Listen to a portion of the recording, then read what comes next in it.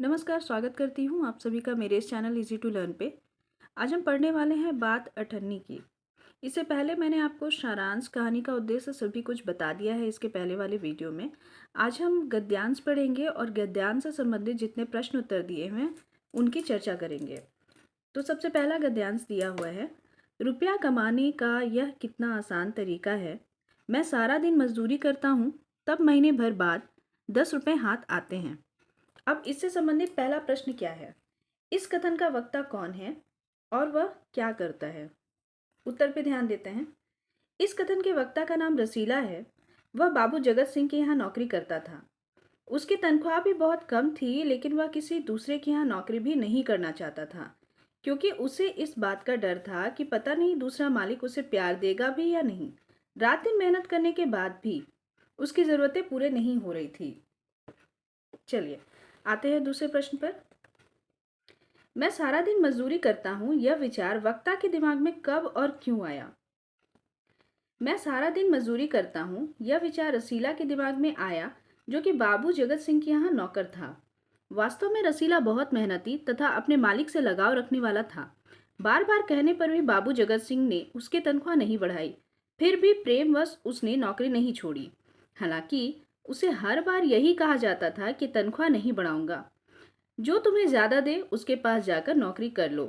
इसके बाद भी वह नौकरी करता रहा, लेकिन जब उसने बाबू जगत सिंह को किसी से यह कहते सुना कि इतनी सी रकम देकर आप मेरा अपमान कर रहे हैं, तो उसके दिमाग में यह बात आई कि मैं तो सारा दिन मजदूरी करता हूँ, फिर भी मुझे बहुत कम पैसे मिलते हैं, और दूसरी ओर ये लोग बिना किसी मेहनत के दूसरों से रुपए लेते हैं। आइए बात करते हैं दूसरे प्रश्न की ओर। प्रस्तुत वाक्य में रुपया कमाने का आसान तरीका किसे बताया गया है और क्यों? सारांश में मैंने आपको पहले ही बताया था कि यहाँ पे रिश्वत की बात की गई है कि रिश्वत लेने से कितनी आसानी से पैसे कमाए जाते हैं, जबकि यहाँ इतने मेहनत करने के बाद भी रसीला पैसे नहीं कमा पा रहा है, तो उसके दिमाग में बहुत सारे प्रश्न उत्तर आते हैं। चलिए देखते हैं। लेखक ने रिश्वत के द्वारा रुपए कमाने का आसान तरीका कहा है, क्योंकि इसके लिए उन्हें किसी तरह की मेहनत नहीं करनी पड़ती, जबकि मेहनत से पैसा कमाना काफ़ी मुश्किल होता है। लेकिन मेहनत करते करते जब पूरा जीवन बिता देते हैं, फिर भी उन्हें सुख चैन नहीं मिल रहा। यहाँ यह बताया गया है कि इंजीनियर होते हुए भी बाबू जगत सिंह चुपके से रिश्वत लेते हैं, जबकि उनके पास पैसों की कमी नहीं है। यदि वे चाहते तो अपनी मेहनत से कमाए गए रुपयों से जीवन निर्वाह कर सकते थे, लेकिन उन्हें धन का अधिक लोभ है। दूसरों की मेहनत की कमाई को बिना किसी परिश्रम के लेते लेते और कम रिश्वत लेना वे अपना अपमान समझते हैं। बढ़ते हैं अगले प्रश्न की तरफ। इस वाक्यांश का उद्देश्य स्पष्ट कीजिए। इस वाक्य का उद्देश्य है समाज में व्याप्त समस्या, सोच एवं आर्थिक असमानता तथा उसके कारणों को प्रस्तुत करना। इस कहानी से यह पता चलता है कि इंजीनियर होते हुए बाबू जगत सिंह द्वारा रिश्वत लेना किसी तरह से उनके गरीब नौकर रसीला की सोच को प्रभावित करता है। यह वर्तमान समाज की ज्वलंत समस्या है। रसीला द्वारा यह कहना कि सारा दिन मेहनत मजदूरी करता हूँ, तब महीने भर बाद 10 रुपये मिलते हैं, यह मजदूर वर्ग की समस्या, शोषण, सोच एवं आर्थिक असमानता को प्रदर्शित करता है। रिश्वत द्वारा रुपए कमाने को आसान तरीका कहने का आशय है ईमानदारी, श्रम एवं मानवीय गुणों को महत्व न देना। इस सोच का परिणाम होता है जीवन के हर क्षेत्र में असमानता तथा शोषण का प्रभाव बढ़ना। बढ़ते हैं अगले गद्यांश की तरफ। अगर तुम्हें कोई ज्यादा दे तो अवश्य चले जाओ, मैं तनख्वाह नहीं बढ़ाऊंगा। इससे संबंधित पहला प्रश्न, इस कथन का वक्ता कौन है, उसका पूरा परिचय लिखें। इस कथन का वक्ता बाबू जगत सिंह हैं। वह पेशे से इंजीनियर हैं। उनके घर सभी सुख सुविधाएं हैं। रसीला उनके यहाँ नौकरी करता है। वह बड़ी गरीबी में जीवन बिताता है। इस वाक्य को पढ़ने से बाबू जगत सिंह की निष्ठुरता का पता चलता है। उनका यह कहना कि अगर तुम्हें कोई ज्यादा दे दे तो अवश्य चले जाओ, इस बात की ओर संकेत करता है कि उन्हें उनके लिए काम करने वाला नौकर रसीला से उतना लगाव नहीं है जितना कि अपने रुपए से। वे रसीला को कहीं चले जाने की इजाजत दे देते हैं, लेकिन उसकी तनख्वाह बढ़ाकर अपने साथ रखना नहीं चाहते। बाबू जगत सिंह को इस बात से कोई फर्क नहीं पड़ता कि रसीला के बच्चे की तबीयत ठीक नहीं है। वह उसे इलाज के लिए रुपए भी नहीं दे रहे हैं। बाबू जगत सिंह इंजीनियर होते हुए भी रिश्वत लेते हैं। रिश्वतखोरी उनकी अपनी प्रवृत्ति है।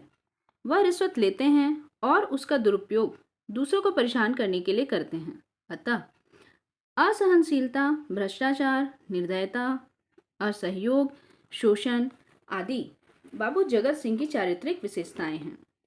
चलिए बढ़ते हैं दूसरे प्रश्न की तरफ। उपरोक्त कथन का श्रोता कौन है? ये वाक्य उससे किस संदर्भ में कहे गए हैं? उपरोक्त कथन का श्रोता बाबू जगत सिंह का नौकर रसीला है। ये वाक्य उससे इसलिए कहे गए क्योंकि वह अपनी तनख्वाह बढ़ाने की बात कर रहा था। यदि वह तनख्वाह की बात न करता तो उसे कभी भी ये वाक्य सुनने नहीं पड़ते हैं। चलिए देखते हैं अगले प्रश्न को।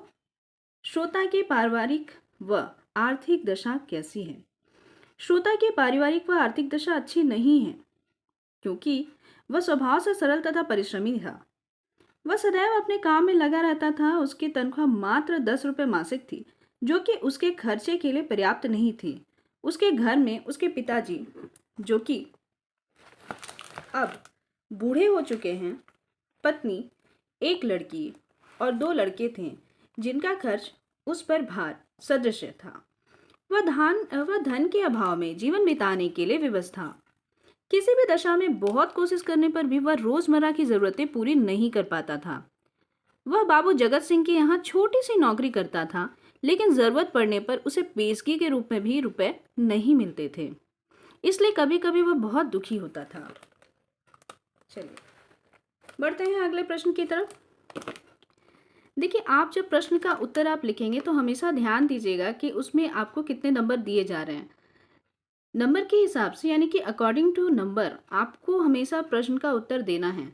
अगर यहाँ पर 2 नंबर दिया रहता है तो आप कुछ कम लिखेंगे उत्तर, लेकिन अगर 3 नंबर जैसे यहाँ पर दिया हुआ है तो आपको थोड़ा विस्तार पे जाना ही होगा, क्योंकि जब आप हिंदी लिखते हैं तो मात्रा का भी ध्यान देना होता है और मात्रा की गलती से आपके मार्क्स कट सकते हैं, तो इसलिए इसका खास ध्यान रखिएगा।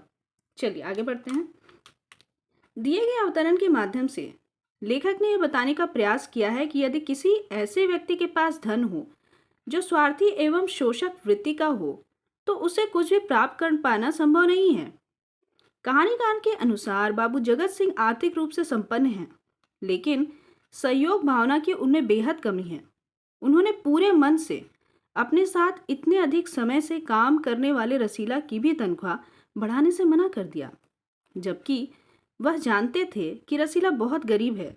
इन पंक्तियों से एक दूसरी समस्या भी उभर कर सामने आती है कि धनी लोगों को मात्र कुछ रुपए खर्च करने पर भी गरीब लोग नौकर के रूप में ही मिल जाते हैं। उपरोक्त गद्यांश में जितने संबंधित प्रश्न थे वो तो मैंने आपको बता दिया। 2 गद्यांश हम पहले समाप्त कर चुके हैं। अब बढ़ेंगे तीसरे गद्यांश की तरफ। यह इंसाफ नहीं अंधेर है, सिर्फ एक अठन्नी की ही तो बात थी। रात के समय जब 1500 के चोर नरम गद्दों पर मीठी नींद ले रहे होते हैं तो अठन्नी का चोर जेल के तंग अंधेरी कोठरियों में पछताता रहता था। यह है अवतरण। अब इससे संबंधित पहला प्रश्न, यह इंसाफ नहीं अंधेर है, यह कथन किसने कहा और वह कौन सा कार्य करता है? यह इंसाफ नहीं अंधेर है, यह वाक्य रमजान ने कहा। उसने ऐसा इसलिए कहा क्योंकि उसका दोस्त रसीला बेहद ईमानदार था। वह शेख सलीमुद्दीन के यहाँ नौकरी करता था, जो कि उस जिले के मजिस्ट्रेट थे। वे बाबू जगत सिंह के अच्छे मित्र थे। कभी कभी रमजान रसीला को भी फल भी देता था। दोनों बातें करते थे। दूसरा प्रश्न है, अठन्नी की चोरी किसने की थी, वह क्यों? अठन्नी की चोरी रसीला ने की। इसका कारण यह था कि वह अठन्नी रमजान को देकर कर्ज मुक्त होना चाहता था। अगला प्रश्न, 1500 का चोर किसे कहा गया है और क्यों? अठन्नी के बाद कहानी में 1000 का चोर जिला मजिस्ट्रेट शेख सलीमुद्दीन को तथा 500 का चोर बाबू जगत सिंह को कहा गया है। ऐसा इसलिए क्योंकि रमजान जानता था कि फैसला सुनने के बाद जज उसी रुमाल से अपना मुंह पोंछ रहे थे जिसमें एक दिन पहले किसी ने 1000 रुपये बांध कर दिए थे। इसी तरह रसीला ने बाबू जगत सिंह को किसी से यह कहते हुए सुना था कि बस 500, इतनी सी रकम देकर आप मेरा अपमान कर रहे हैं। देखिए अगला प्रश्न।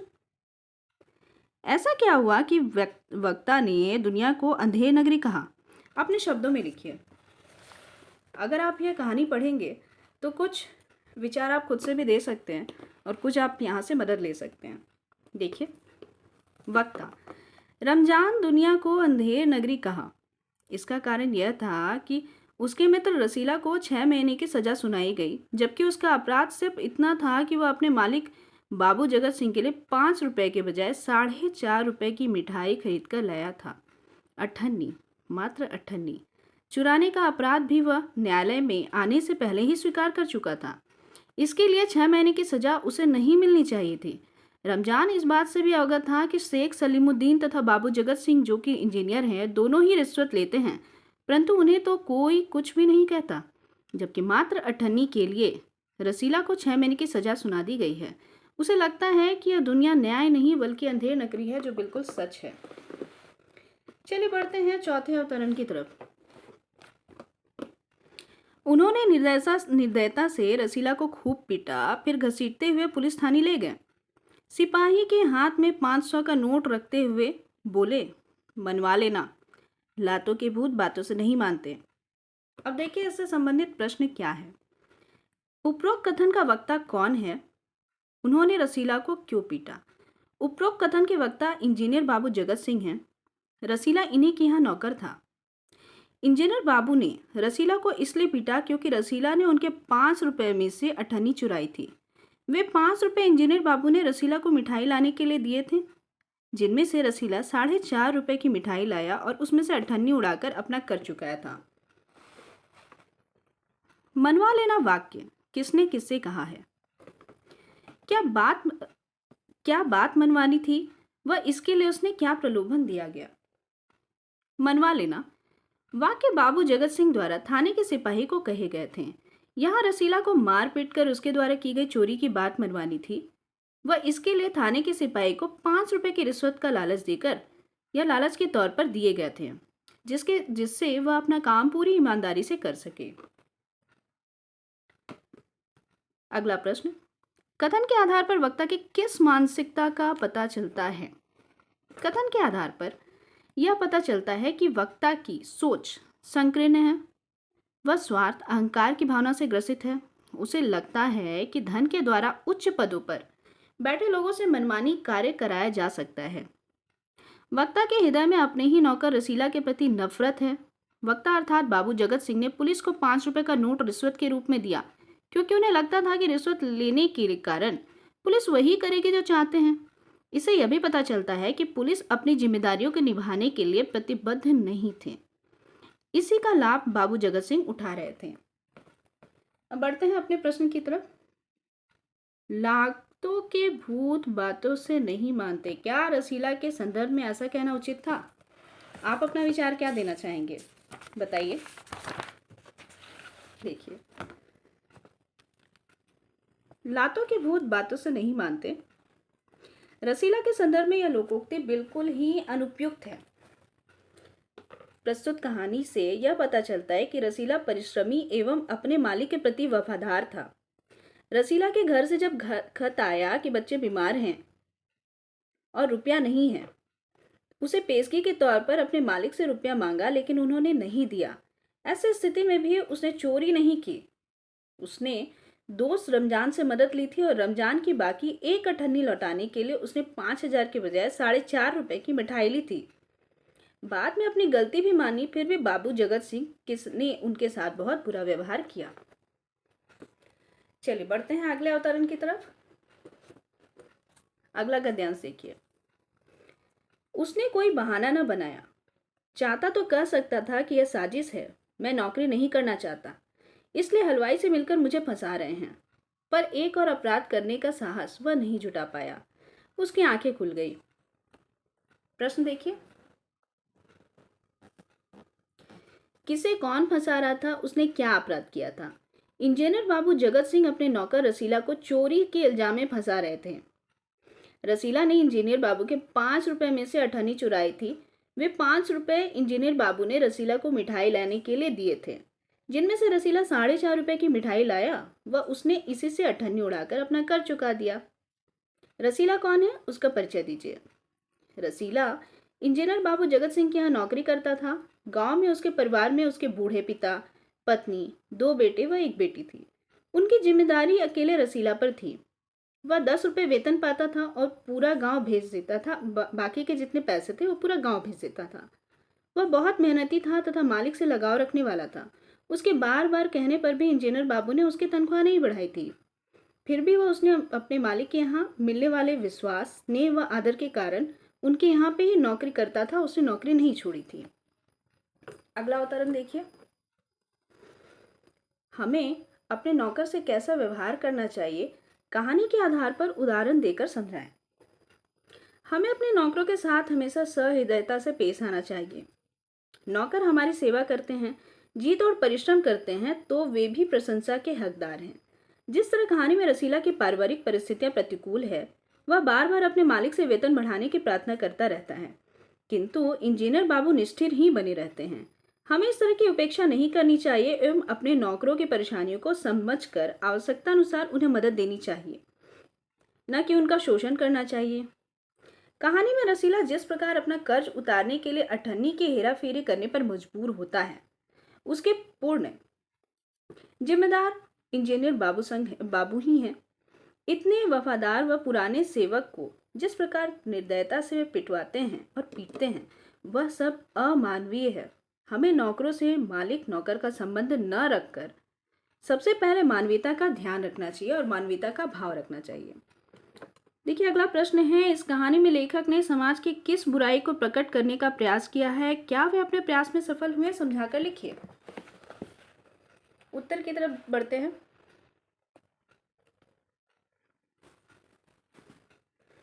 बात अठन्नी की कहानी में लेखक ने समाज की असलियत को प्रदर्शित किया है। पूरी कहानी समस्या प्रधान व व्यंग्यात्मक।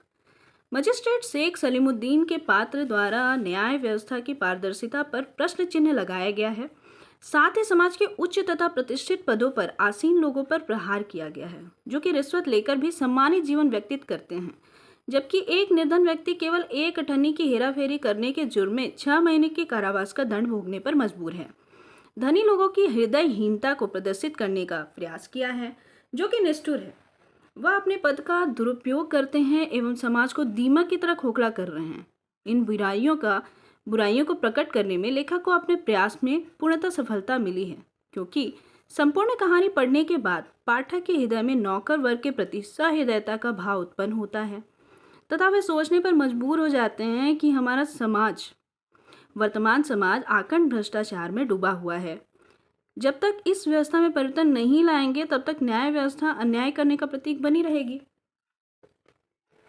चलिए बढ़ते हैं अपने आखिरी अवतरण की तरफ। रमजान ने ठंडी सांस भरी। उसने रसीला को ठहरने का संकेत किया और आप कोठरी में चला गया। थोड़ी देर बाद उसने कुछ रुपए रसीला की हथेली पर रख दिए। रसीला के मुंह से एक शब्द भी नहीं निकला। सोचने लगा, बाबू साहब की मैंने इतनी सेवा की, पर दुख में उन्होंने साथ नहीं दिया। रमजान को देखो, गरीब है, परंतु आदमी नहीं देवता है। ईश्वर इसका भला करे। यह घटना तब की है जब रमजान को अठन्नी दे करके उसके दोस्त ने उसकी मदद की थी। चलिए आगे बढ़ते हैं। रमजान कौन है, उनका परिचय दीजिए। रमजान जिला मजिस्ट्रेट शेख सलीमुद्दीन का चौकीदार था। वह रसीला का मित्र भी बन चुका था। दोनों आपस में बातें किया करते थे। यानी कि यहाँ पर रमजान रसीला का मित्र है और रसीला की ज़रूरत पड़ने पर रमजान ने अठन्नी देकर उसकी मदद की थी, लेकिन उसके साहब ने उसकी मदद नहीं की थी। रमजान जिला मजिस्ट्रेट शेख सलीमुद्दीन का चौकीदार था। वह रसीला का मित्र भी बन चुका था। दोनों आपस में बातें किया करते थे। दूसरा प्रश्न है, रसीला और रमजान किस किस के यहाँ काम करते थे? उन दोनों में क्या समानताएं थी? रसीला हमेशा से ही इंजीनियर बाबू जगत सिंह के यहाँ काम करता था, जबकि रमजान उसी के बगल में रहने वाले जिला मजिस्ट्रेट शेख सलूमुद्दीन के यहाँ चौकीदारी करता था। दोनों में यह समानता थी कि दोनों ही नौकर थे और खाने की चीज़ों का आदान प्रदान करते रहते थे। रसीला ने रमजान को देवता क्यों कहा, समझा करके लिखिए। देखिए, इस कहानी को पढ़ने से तो आपको यह समझ में आया था कि रसीला के बुरे वक्त में रमजान ने सहायता की थी, इसीलिए रमजान को देवता कहा गया। इसको किस तरीके से लिखेंगे, देखिए। रसीला ने रमजान को देवता कहा, इसका कारण था कि जब गांव में रसीला के बच्चे बीमार थे और दवा के लिए रुपए नहीं थे तो उसने अपने मालिक जगत सिंह से पेशगी के तौर पर उधार मांगे थे, लेकिन जगत सिंह ने मना कर दिया था। जब बातचीत के दौरान रमजान को इस बात का पता चला तो उसके बिना मांगे ही रसीला को कुछ रुपए दे दिए। कहानी के शीर्षक की सार्थकता पर प्रकाश डालिए। कहानी का शीर्षक बात अठन्नी की पूरी तरह सार्थक है, क्योंकि कहानी के सभी पात्र और स्थितियाँ इसी स्थिति पर आधारित है। मिठाई लाने के नाम पर अठन्नी की चोरी करने के कारण जगत सिंह ने रसीला को परेशान किया और मजिस्ट्रेट होकर भी शेख सलूमुद्दीन ने अपने पद की गरिमा को नष्ट किया और रिश्वत लेकर गलत फैसला सुनाया। यह कहानी वर्तमान समाज की दशा को भी उजागर करने में सफल हुई है। देखिए, इस वीडियो में मैंने आपको बात अठन्नी से संबंधित जितने भी प्रश्न थे उन सारे प्रश्नों के उत्तर के बारे में चर्चा कर दी है और अगले वीडियो में मैं बनाऊंगी कुछ और भी प्रश्नोत्तर। अभी के लिए धन्यवाद।